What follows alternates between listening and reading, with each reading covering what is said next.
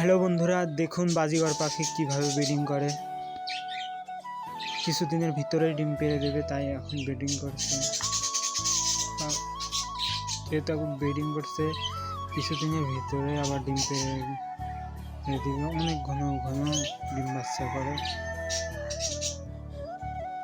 দেখতে থাকুন কতক্ষণ ধরে ব্রিডিং করে।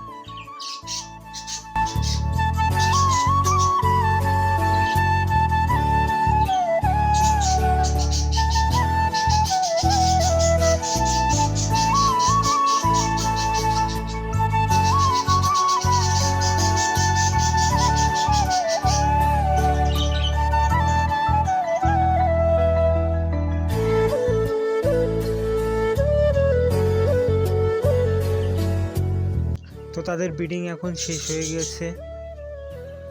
দেখুন